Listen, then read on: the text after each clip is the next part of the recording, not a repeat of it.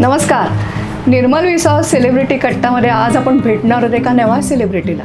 कोण सेलिब्रिटी? निर्मल विसावा सेलिब्रिटी, ज्याने पूर्वस्मृती हिलिंग पद्धतीचा वापर करून आपल्या आयुष्यामध्ये सकारात्मक बदल आणला, आपल्या विचारांमध्ये, आपल्या व्यक्तिमत्वामध्ये बदल घडवला आहे. अशा लोकांच्या मुलाखती आपण ऐकतो. आज ज्या पाहुण्या आलेल्या आहेत त्यांचं नाव आहे मोहिनी नांदोसकर. प्रत्येक स्त्रीच्या आयुष्यात काही काही वेगवेगळ्या घटना घडत असतात आणि त्याच्यातनं ती जात असताना ती शारीरिकदृष्ट्या मानसिकदृष्ट्या कुठल्या कुठल्या ताणात न जाते हे सगळं आपल्याला डिटेलमध्ये कळणार आहे. आणि पूर्वस्मृती हिलिंग पद्धतीने त्यांनी स्वतःच्या आयुष्यात आलेल्या या समस्यांवर मात कशी केली ते पण आपण बघणार आहोत. त्यामुळे मुलाखत शेवटपर्यंत नक्की बघा. चला तर मग स्वागत करूया मोहिनी नांदोसकर यांचं.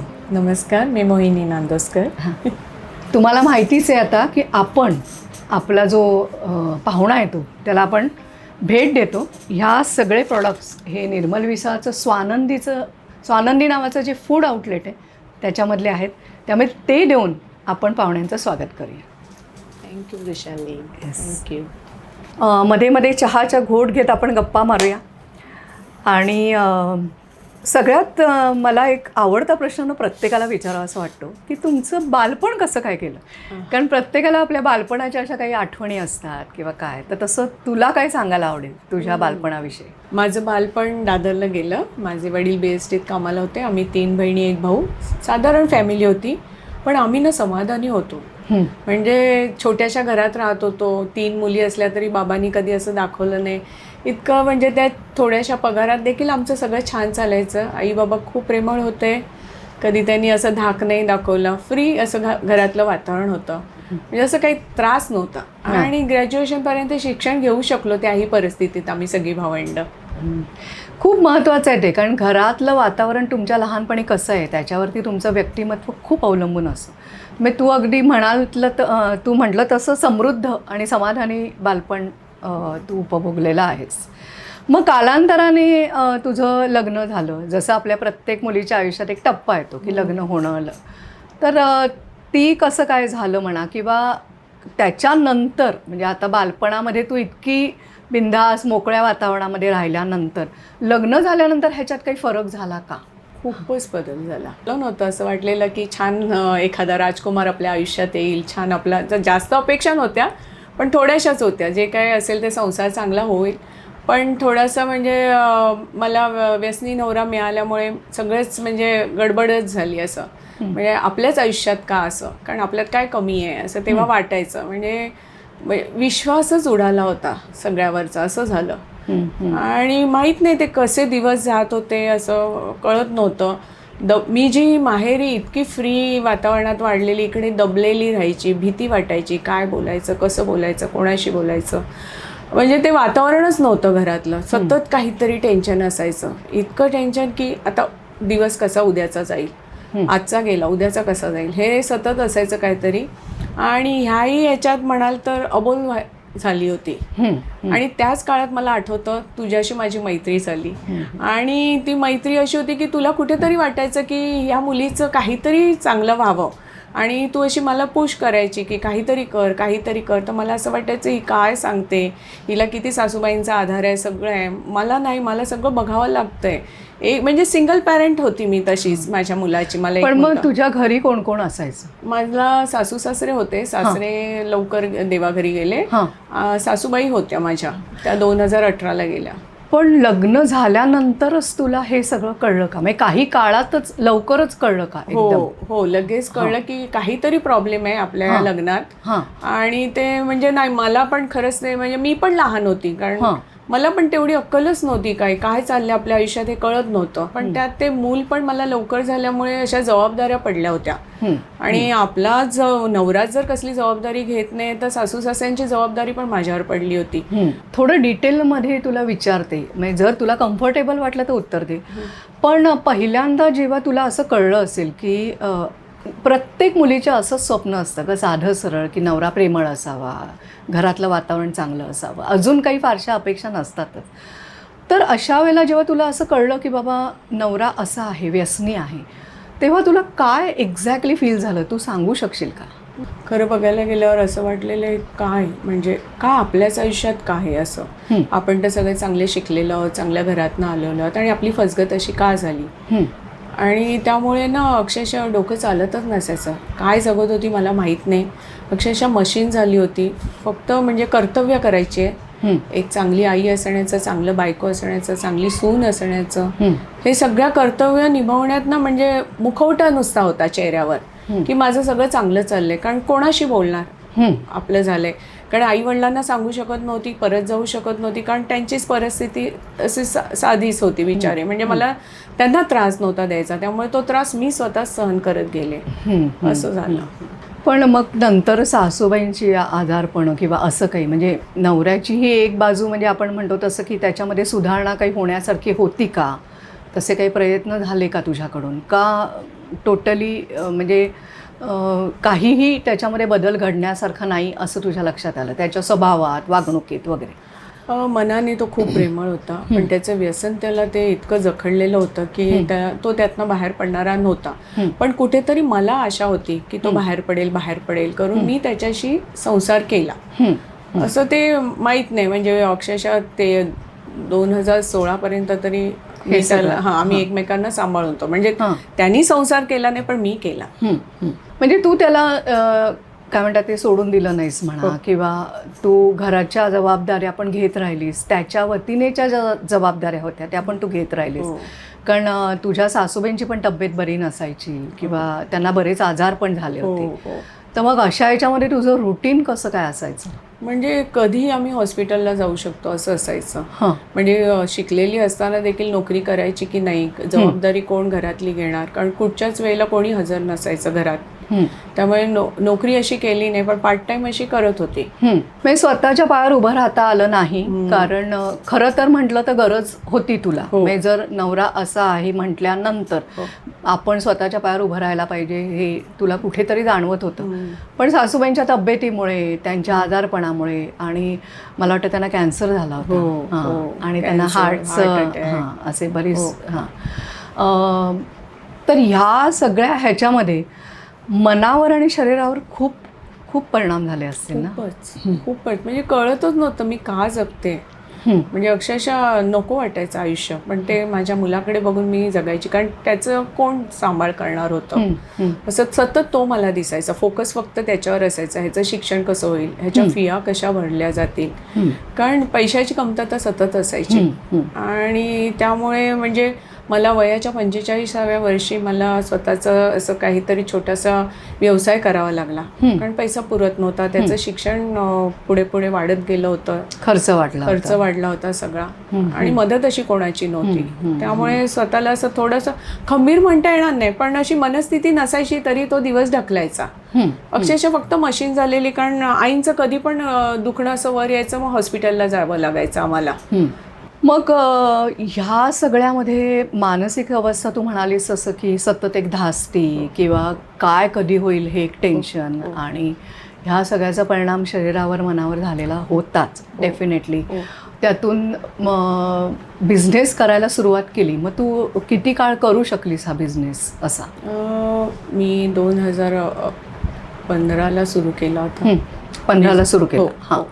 15ला सुरू केल्यानंतर 2022 पर्यंत तरी केला, आणि आता पण छोट्या छोट्या प्रमाणात तुला जमतंय तसं तू करतेस. बरोबर. आता मला असं म्हणायचं आहे की हिलिंग हा प्रकार तुझ्या आयुष्यात कधी आला? म्हणजे मला आठवतंय त्याप्रमाणे मी सांगते की तू आणि मी जेव्हा जॉबला जायचो तेव्हा येताना तू म्हणायची मठात जाऊया, आणि तू मठात इतकी ध्यान धरून असायची ना की मी तुला बघायची आणि मला घर दिसत असायचं. म्हणजे तेव्हापासून असं एक विश्वास होता तुझ्याबद्दल की ही जे काही आपल्याला सांगेल, करेल, ह्यामागे खूप विश्वास होता. त्यामुळे ती न्यायची मठात, मी जायची. तेव्हापासून म्हणजे मला गोंदवलेकर महाराज हे पण कोण ते पण माहिती नव्हतं, ते तुझ्याचमुळे ओळख झाली. पण जेव्हा माझ्यावर एक प्रसंग असा आला की म्हणजे नकोच, जगणंच नको, आता पुढे काय. आणि त्यावेळेला नुकतीच तू हिलिंगची सुरुवात केलेली, तर मला तर असं वाटतं मीच पहिली स्टुडंट असेल असं वाटतंय मला. आणि ते सगळे प्रयोग माझ्यावर चालत होते, पण एक विश्वास होता की जे काही भलं करणार आहेस ते तूच करणार आहेस.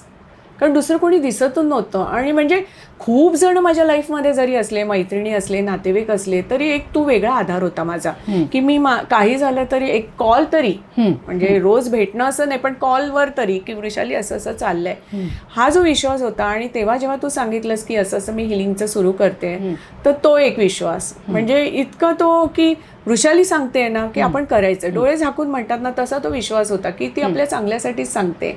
म्हणजे माझ्या प्रारब्धाप्रमाणे मला येत गेले भोग, जे काय भोगायचे होते, पण त्याची तीव्रता नव्हती जी मी अगोदर भोगली होती.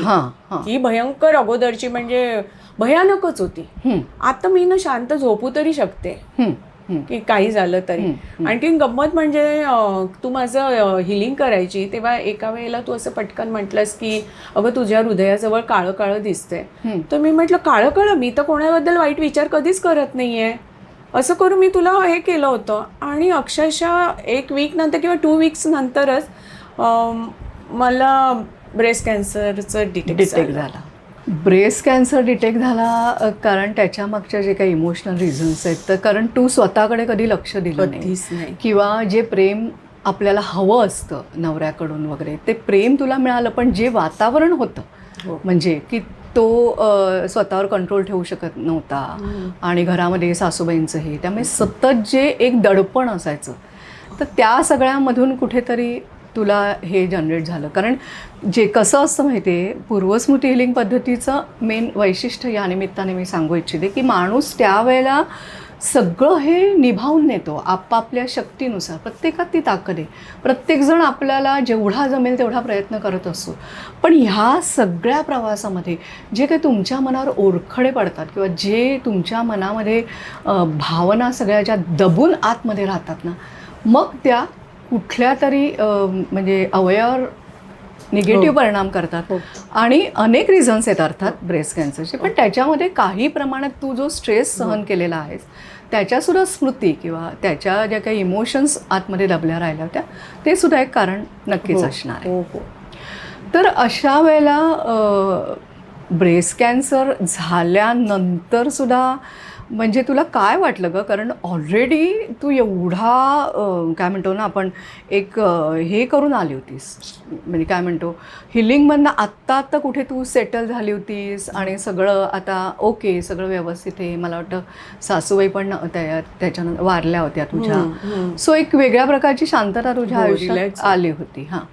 आणि मग अशा वेळेलाच अचानकपणे ब्रेस्ट कॅन्सरचं निदान होणं आणि ते स्वीकारणं ही खायची गोष्ट नाही आहे. कारण आपण कसं असतं, दुसऱ्या कोणाला झालं तर आपल्याला वाटतं ओके बरा होईल, आपण आश्वासन त्याला देतो. पण जेव्हा आपण ह्याच्यात उभे असतो तेव्हा ती खूप मनस्थिती विचित्र असते. तर काय तुला फील झालं त्यावेळेला?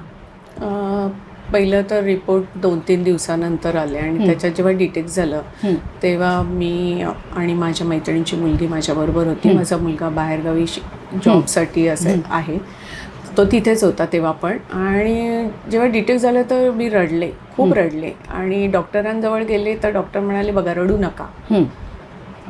म्हणजे त्यांनी मला इतकं हे केलं की काही नाही, छोटीशीच गाठ आहे. पण तेव्हा मी म्हटलं पण मलाच का, वाय मी? म्हणजे पण तो नंतर मला कळलं की किती भयंकर स्ट्रेस होता जो असा कॅन्सरच्या रूपाने आला तो माझ्याजवळ. पण मी खरंच सांगते, म्हणजे तेव्हा इतका विश्वास होता की आपल्याला नुसतं टच झालं आहे. म्हणजे त्या हिलिंगमुळे मी खरंच सांगते की माझी सर्जरी अक्षरशः 2 दिवसात झाली. ना देवाच्या कृपेने मला ना केमो दिलं गेला, काहीच नाही. फक्त 1 मंथचं रेडिएशन सांगितलं. पण तरी मनस्थिती नव्हती, सारखं देवाचा धावा करत होते की का माझ्या आयुष्यात का असं.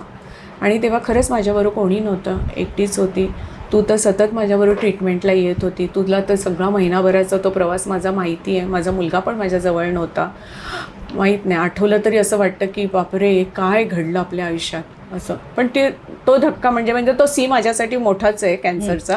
नाही, कोणाकरताही मोठा आहे. फक्त मला असं आठवतं यावेळेला तुला डॉक्टर म्हणाले होते की अहो तुम्ही त्यापेक्षा आभार माना देवाचे की तुम्हाला जस्ट लवकर खूप अर्ली स्टेजला कळलं आहे आणि त्यामुळे अवेअरनेस आला. पण तरीसुद्धा कसं असतं माहिती आहे, कॅन्सरची ट्रीटमेंट घेताना रेडिएशन असेल तरी त्या मशीनमध्ये स्वतःला हे करणं, तर तुला असं कधी भीती किंवा असं काही वाटलं का, म्हणजे कसं हे झालं? परमेश्वर कृपेने खरंच सांगेन, भीती तर सतत होती. पण एक तू डिस्टन्स हिलिंग करायची, कारण मी मनस्थितीतच नव्हते. तू माझ्याबरोबर यायची, माझ्याबरोबर ट्रीटमेंटला राहायची. फक्त म्हणजे ट्रीटमेंट घेऊन आल्यानंतर मी खरं तर नसायची तशी शुद्धी तशी. मी पाणी पिऊन झोपूनच द्यायची आणि संध्याकाळी अशी मी जाग यायची मला. त्यानंतर थकलेली मी असायची खूप. पण तो महिना खरंच कळत नाही. तेव्हा आपले जात होते दिवस आपले, पण भयंकर होतं. त्या मशीनमध्ये जाताना मी डोळे मिटून नामस्मरणच करत बसलेली. मला अजूनही आठवते, अजूनही म्हणा, इथे तुझ्याशी बोलत असली तरी नामस्मरण सतत चालू असतं, की तो एक खूप मोठा आधार वाटतं. मग म्हणजे जो काही स्ट्रेस आपण सगळा काय म्हणतो आपल्या आयुष्यात, प्रत्येकाचा स्ट्रेस आहे, कोणाच्या कमी, कोणाच्या जास्त, कोणाच्या आयुष्याच्या कुठल्या टप्प्यावर किंवा कोणाच्या आयुष्याच्या कुठल्या टप्प्यावर, पण हा स्ट्रेस आपण निभावून नेत असलो तरी त्याचे नंतर जे काही इफेक्ट्स होतात आपल्या शरीरावर, मनावर, त्याच्याकरता हिलिंगची जास्त गरज असते असं मला वाटतं. म्हणजे त्याही वेळेला जर तुम्ही संघर्षामध्ये असताना जर तुम्हाला हिलिंग मिळालं तर नथिंग लाईक इट. म्हणजे तुम्ही त्याच्यातनं बाहेर पडायला एक तुम्हाला ताकद मिळते, तो अवेअरनेस येतो की आपण कसं केलं पाहिजे, काय विचार केला पाहिजे, काय कृती केली पाहिजे, किंवा स्वतःला कमीत कमी त्रास कसा करून घेतला पाहिजे, हे सगळं जाणवतं. पण बेसिकली ते सगळं म्हणजे आपण म्हणतो ना की वादळ येऊन गेलं आहे आणि त्याची जी काही पडझड झालेली असते, तेव्हा उभं राहताना जी एक तुम्हाला ताकद लागते ना, ती या हिलिंगमधनं मिळते असं मला वाटतं. तू काय बोलशील याविषयी? म्हणजे हा सगळा प्रवास तू म्हणालीसच की भीती वाटत होती सगळं वगैरे, पण स्वतः जेव्हा तू चांटिंग करायचीस, म्हणजे आपले इहारा इरा बीजमंत्रांचं चांटिंग करायचीस, तर किंवा तू पूर्वस्मृती हिलिंग पद्धतीचं हिलिंग करायला पण शिकलीस आणि तू देत पण होतीस, म्हणजे स्वतःला देत होती, स्वतःच्या कुटुंबातल्या ह्यांना देत होती. मग तो अनुभव तुला कसा होता? असं मला माझ्या फॅमिलीबद्दल खूप काळजी वाटायची, कारण आपण मदत करू शकत नव्हती. मी पैशांनी तर नाहीच म्हणा, पण मग जेव्हा शिकल्यानंतर मी डिस्टन्स हिलिंग करायला शिकले, कारण ते तू शिकवलं होतं, चॅन्टिंग दिलं होतं, तर त्यांच्यासाठी चॅन्टिंग करायला लागली. आणि त्या ह्यानी ना मला तर असं बरं वाटायचं, मला असं शांत वाटायचं, कारण काळजी वाटायची आईबाबांची, भावाची, माझ्या सगळ्यांची अशी काळजी वाटायची. पण त्यांच्यासाठी हे चॅन्टिंग करायची, हिलिंग करायची. त्यांनी म्हणजे माझ्यावर तर खरंच सांगते की थ्रोटवर तर माझ्या एवढं तू काम केलं असेल माहीत नाही, कारण एवढा दबलेला आवाज आहे ना हा, तो 2000 मला वाटतं 22 नंतरच उघडला असेल असं मला वाटतं.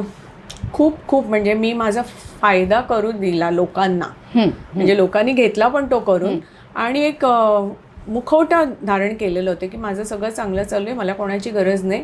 गरज खूप होती, पण ती म्हणजे असं अक्षरशः काय म्हणतात ना, नाटकातलं पात्र जसं असतं ना तसं मशीन झाली होती, कामं करायची धडाधड, एवढंच. कधी मला माहीत नाही की मी शांतपणे जेवली आहे, नुसतं गिळायचंच माहिती होतं. हेच रुटीन माझं, की हे कर्तव्य करायचं, हे कर्तव्य करायचं, हे कर्तव्य करायचं. मोहिनीला काय आवडते, मोहिनीने कधी स्वतःला विचारलंच नाही. आणि जेव्हा विचारायची वेळ आली, आता रिलॅक्स झाली आहे, तर तेव्हा ह्या आजाराने हे केलं.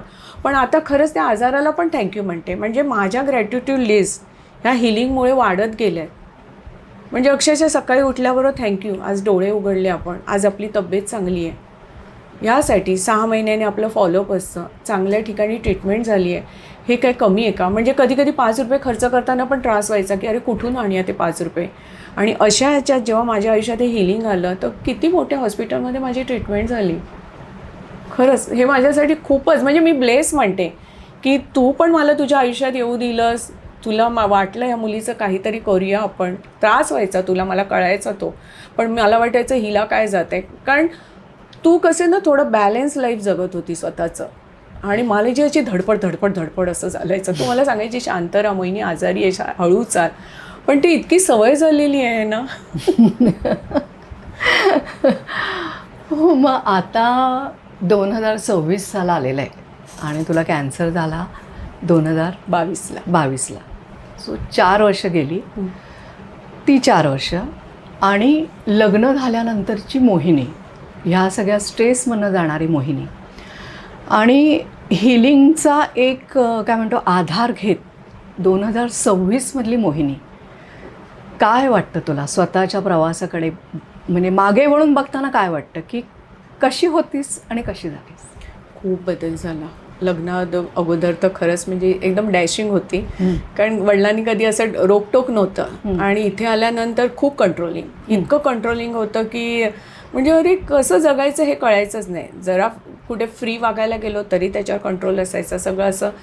आणि आत्ता म्हणशील तर म्हणजे आदल्या वर्षीचीच गोष्ट सांगेन मी तुला, की मला माझ्या मुलाकडे जायचं होतं आणि त्यावेळेला मला इतकी एन्झायटी आली, इतकी एन्झायटी की तू रात्री 10 वाजेपर्यंत माझ्याजवळ बसली होती आणि मी म्हणायची नाही नाही नाही, उद्या मला तो प्रवास नको आहे विमानाचा, अशी मी. आणि तीच मोहिनी आत्ता जेव्हा जायची वेळ आली पुन्हा त्याच्याकडे, तेव्हा तू मला म्हणत होती येऊ का गं, तर म्हटलं नाही.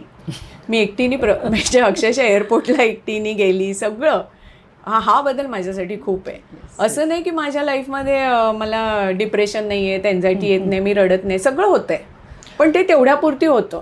त्याच्यासाठी अगं ती आपण माणसं आहोत मोहिनी, कारण मी नेहमी असं म्हणते की आपण माणसं आहोत, त्यामुळे भावना हा आपला बेस आहे. म्हणजे आपण कायम त्याच्या आधाराने जगतो, व्यक्त होतो, कृती करतो, सगळं. पण जरी मी आत्ता रागावले, घाबरले, तरी 3-4 मिनिटांनी मला रिअलाईज होतं की मी असं वागायला नको आहे, किंवा मी उगाच घाबरते आहे, किंवा मी असं केलं पाहिजे. ही जी एक स्टॅबिलिटी आपल्याला आलेली आहे ना, त्यामुळे हे हिलिंगचं मला असं वाटतं वरदान आहे. तुला काय वाटतं? कारण मानसिक बदल आतून, म्हणजे काय, तुझे भोग संपलेत का, किंवा माझे भोग संपलेत का, किंवा जो कोण ट्रीटमेंट घेतो त्याचे, पण ते हँडल करण्याचा एक वेगळा दृष्टिकोन येतो, किंवा एक वेगळी क्षमता येते आपल्याला असं. तर तसं आता ब्रेस्ट कॅन्सरच्या आजाराचा पण तुझा अनुभव आहे, हिलिंगचा, किंवा तुझ्या ह्या सगळ्या काळामधून बाहेर पडताना पण तुला हिलिंगने खूप मदत केलेली आहे. तर तुला काय सांगायला आवडेल, म्हणजे कोणाला या हिलिंगबद्दल, की त्यांनी ह्या वाटेकडे यावं का आणि काय यावं? मी जेव्हा कॅन्सर झाला मला, तेव्हा म्हणजे माझे डॉक्टर्स पण म्हणजे तिकडच्या फिया खूपच असतात. आणि तुझं कसं एनर्जी एक्सचेंज असतं, तर त्याचा कोणी जास्त विचार करू नये, मला असं वाटतं. जर तुम्हाला सपोर्ट सिस्टीमने रिलॅक्स होताय तुम्ही मेडिसिन शिवाय, तर का नको. आणि त्याच्यासाठी विश्वास हवा, म्हणजे तिने एकटीने करून नाही, त्याच्याबरोबर समोरनं तुम्ही पण तसाच रिस्पॉन्स दिला पाहिजे. ती करते म्हणून रिलॅक्स राहिलं असं नसतं. त्यामुळे मला तरी वाटतं की म्हणजे मला अजूनही आठवतं कोविडमध्ये आम्ही सगळ्या अशा बायका जराशा खूपच सायकोच झाल्या होत्या सगळ्या. त्या सगळ्यांना तू असं एकत्र आणलं. आम्ही 15 जणी आता एकत्र नामस्मरण करतो.